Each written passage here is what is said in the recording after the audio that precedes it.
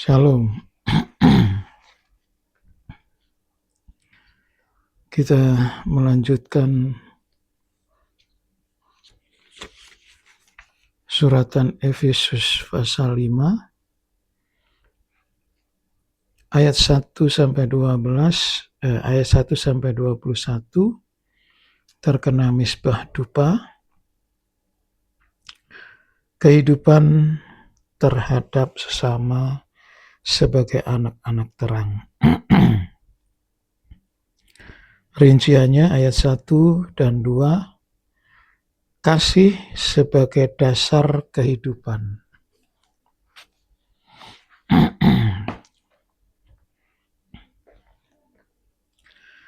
Efesus pasal 5 ayat 1 dan 2.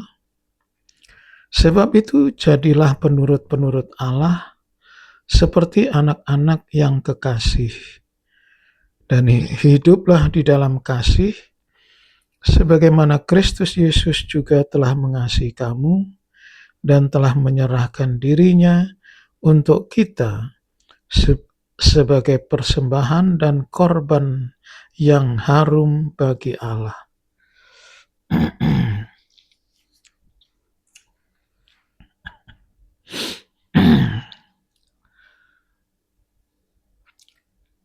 Jika kita memiliki dasar yaitu kasih, dasar kehidupan, maka hendaklah sebagai penurut-penurut Allah.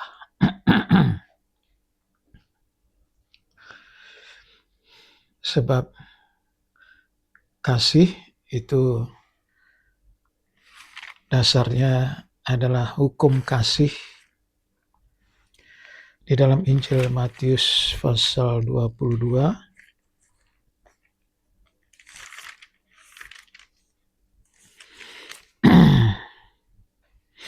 ayat 14 sampai 40, ayat 34 sampai 40.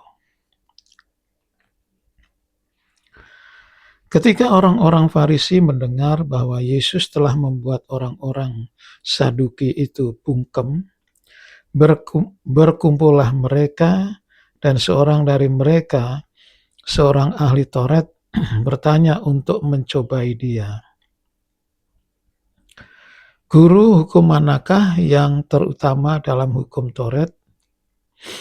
Jawab Yesus kepadanya, kasihilah Tuhan Allahmu dengan segenap hatimu, dan dengan segenap jiwamu, dan dengan segenap akal budimu. Itulah hukum yang terutama dan yang pertama. Dan hukum yang kedua yang sama dengan itu ialah, kasihilah sesamamu manusia seperti dirimu sendiri. Pada kedua hukum inilah tergantung seluruh hukum Taurat dan kitab para nabi. Jadi dalam hukum kasih tergantung seluruh hukum Taurat dan kitab para nabi. Jadi berarti walaupun kita memeriksa hukum Taurat dan kitab para nabi, tetapi jika kita tidak menemukan kasih, maka semuanya itu kosong belaka. Jadi ringkasan dari hukum Taurat dan kitab para nabi, termasuk kitab Mazmur, itu mengarah kepada hukum kasih ini. Jadi perjanjian lama itu jika semuanya itu kita seperti kita peras begitu, ekstraknya itu yaitu hukum kasih. Mengasihi Tuhan dengan sepenuh hati dan mengasihi sesama seperti dirimu sendiri.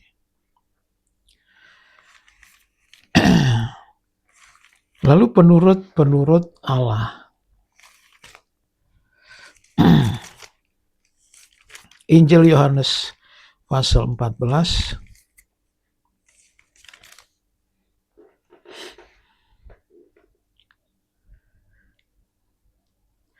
ayat 23. Jawab Yesus, "Jika seorang mengasihi aku, ia akan menuruti firman-Ku, dan Bapa-Ku akan mengasihi dia, dan kami akan datang kepadanya dan diam bersama-sama dengan dia." Jadi kalau kita menuruti hukum kasih ya dalam Perjanjian Lama itu seluruhnya, ya dalam Perjanjian Baru ada 10 hukum juga di situ, baru yang lain-lain. Sekali lagi, siapa yang menuruti. Jadi bukan hanya mendengar tetapi menurut. Maka dialah yang mengasihi aku. Jadi mengasihi Allah berarti menurut firman Allah. Tanpa kompromi ini, ya, pokoknya semua firman Allah itu dituruti. Nah, kecuali Perjanjian Lama itu kita harus mencari intisarinya. Kalau kita membaca Perjanjian Lama, kita cari intisarinya apa ini. Nah, kita cari di dalam Perjanjian Baru. Barulah disitulah hukum kasih itu kita terapkan. Nah, berarti jika kita mencari Perjanjian Baru, ya tinggal melaksanakan, menuruti. Jadi nggak mudah, nggak sulit sebetulnya. Tapi yang membuat sulit itu manusia sendiri. Di otak-atik firman Allah ini menurut pelajaran ini, ya apa? Nah, ini tergolong ilmu apa ini? Seperti Kidung Agung itu termasuk apa? Syair, Amsal, pengkhotbah itu kita tidak tahu itu. Tetapi kita ambil intisarinya saja. Jadi firman Allah itu jangan kita buat susah. Harus sekolah 5 tahun, tambah lagi 2 tahun, tambah lagi 2 tahun, baru mencapai gelar doktor. Ujung-ujungnya kalau nggak mengasihi Tuhan, ya sia-sia itu. Bukan saya melarang Anda bersekolah sampai doktor dan sebagainya. Ya, tetapi penurutan, nah ini yang harus ditekankan. Menurut firman Allah, maka kita mengasihi Tuhan. Yang kedua,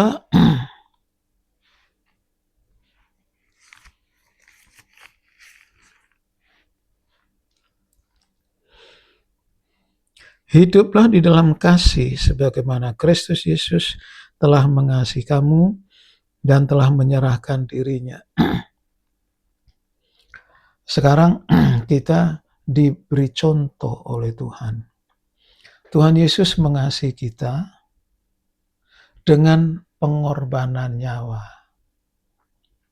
Supaya kita bisa mengasihi sesama kita sebagaimana kita mengasihi diri kita sendiri. Jadi Tuhan mempermudah,